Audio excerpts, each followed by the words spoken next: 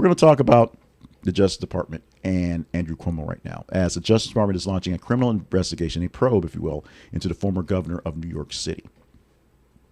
This is all due to the false statements he made to Congress regarding his administration's handling of COVID-19 in nursing homes. Specifically, the investigators are examining whether Cuomo misrepresented his involvement in the drafting of the 2020 state health report that undercounted nursing home deaths. Evidence include emails and handwritten notes suggesting that he may have attributed the early versions, basically putting his input, contradicting his actual testimony that he had no such involvement. Why is this a big deal? Well, this is following a federal Republican-led oversight committee, a referral to it at least, where he's accused of trying to evade accountability for the underrepresented deaths.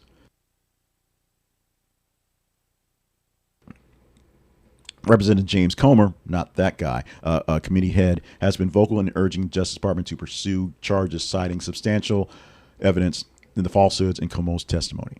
Now, essentially what happened for Cuomo and leaving his governorcy, which was actually more about sexual harassment, a Me Too thing, was he was at first touted as the man who was handling COVID well when Donald Trump was not handling COVID well.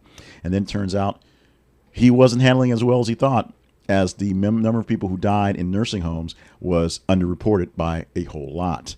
Now, the biggest sort of irony of this is his return back to politics, even though it's local because it's the mayor of New York City, New York being the largest city here, the most important city other than Washington, D.C. here in the nation, and of course, big around the world. It's seen as a national, international story. Of course, the current mayor has having issues with ties to Turkey. So that's why these things are there.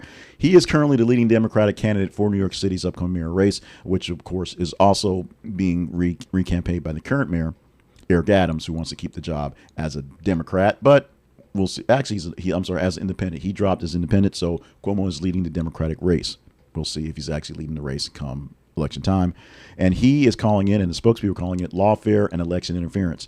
You've been hearing a lot about that. That seems like a word that was made up for Donald Trump because he uses it a lot. But lawfare is using the law, using actual law terms and actual processes to get in the way of people getting done. And election interference, essentially making you look so bad that people won't vote for you, or making it so that you're ineligible to be voted for. Interference.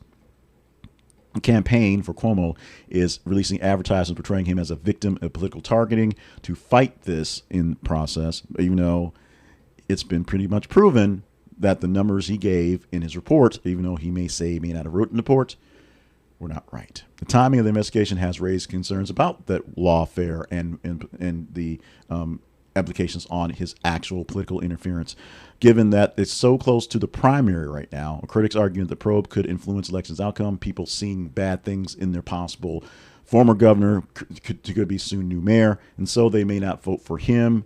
They may not go vote at all because they just think the whole thing is a bad thing. Now, let's go back to the actual issue. During the early stages of COVID-19 pandemic, Cuomo's administration issued a directive requiring nursing homes to accept COVID-19 positive patients who were discharged from hospitals. The policy was scrutinized for potentially contributing to the high number of deaths in the facilities, and reports indicated that the state underreported these nursing home deaths when they actually sent them up there, which caused one of the biggest issues he had towards the end of his governorship. What actually got him out, of course, was more of a Me Too issue.